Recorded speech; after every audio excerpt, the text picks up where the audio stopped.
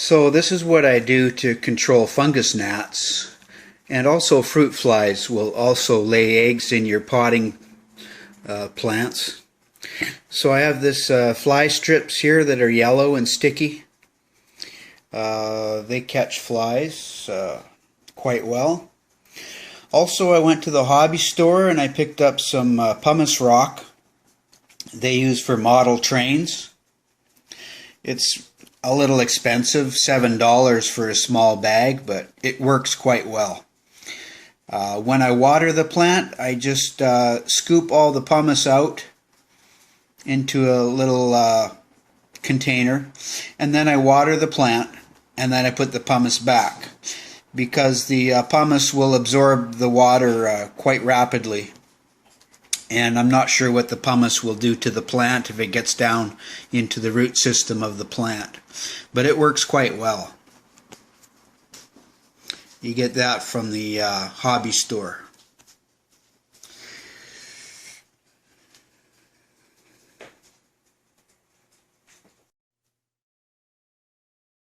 Today I'm going to be showing you how to combat and deal with fruit flies.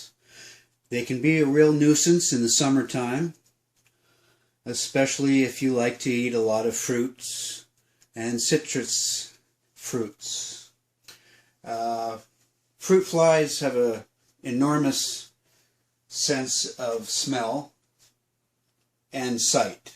They are attracted to the colors yellow and orange, and to citrus fruits, the odor of citrus fruits, and also vinegar. So what we do is have a small jar, and we make a funnel out of paper, and as you can see, we have some fruit flies inside here right now. There's quite a few of them. There's probably a dozen large fruit flies in there. In the bottom here I have some mango juice. They seem to like that quite well. And I've been experimenting with different depths of the funnel and different sizes of the hole. This hole is quite large. It's a little bit bigger than the end of a pen. See if you can get a shot of the end of the hole in there. It's fairly large. So we use the fruit flies' extraordinary sense of smell against them as a weapon. They're attracted to it. From far and wide they come. So I'm going to show you how to do it. It's pretty straightforward. This is my first version. It's fairly small. It works quite well. You just set it up against the counter there and forget about it. The other one I'm working on here is a Gatorade bottle.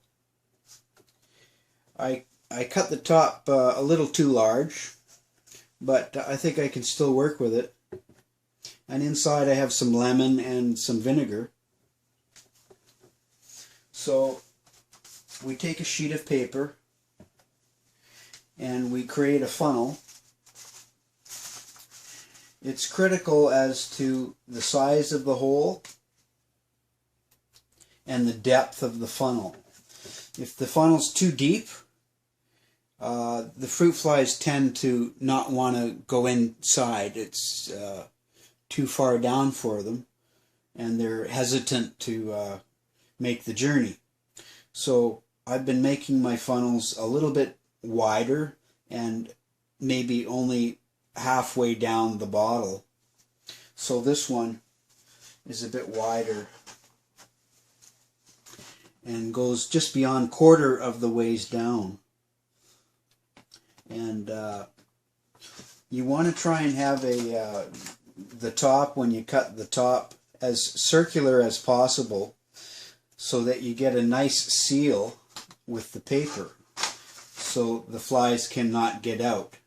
Because once they get inside, they tend to gather right near the top here, trying to get out.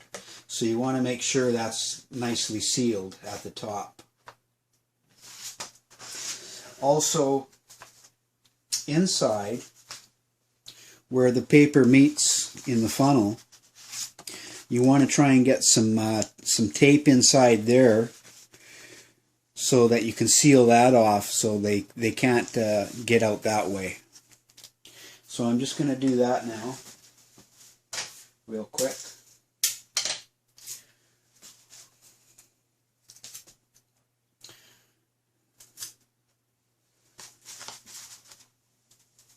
I'll get a piece of tape in there, right there.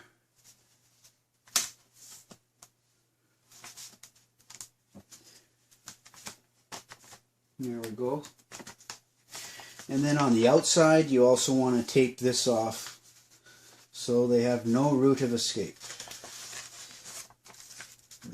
I can get another piece of tape on the outside there. Real quick, right there.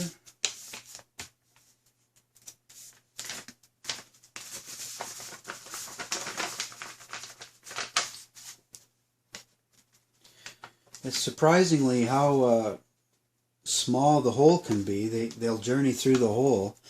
I don't know if you can see that or not, but that's quite a bit smaller than the end of a pen. And but what you can do is take a pen, or what I do is I take a chopstick and just get the size of the hole where you like it. Now that's about 1/4 inch, just between 1/8 of an inch and 1/4 inch right in there. And that's a perfect size right there.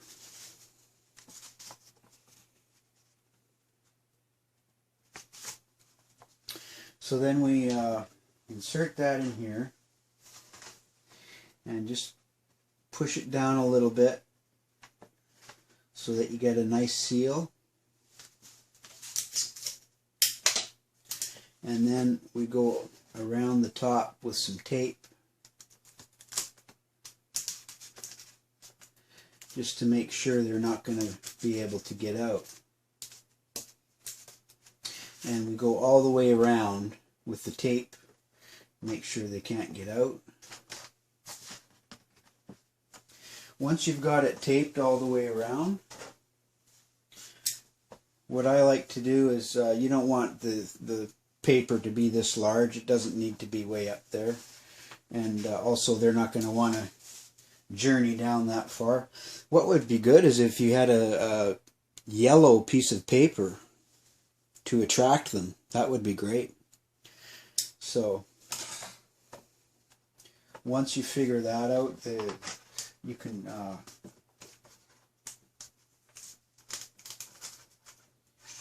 cut it to size.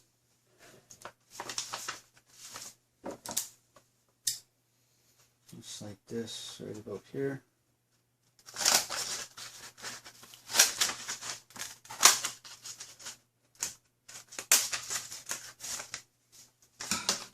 And once you cut it down like that,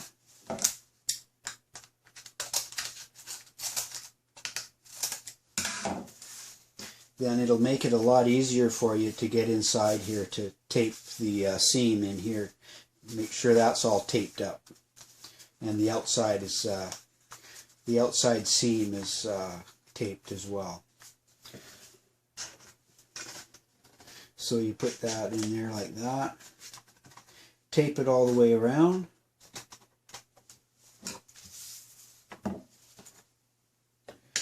Set it in the back of your counter, and that's it. Forget about it. That'll attract them. So now I'll show you a little clip of one of them in action.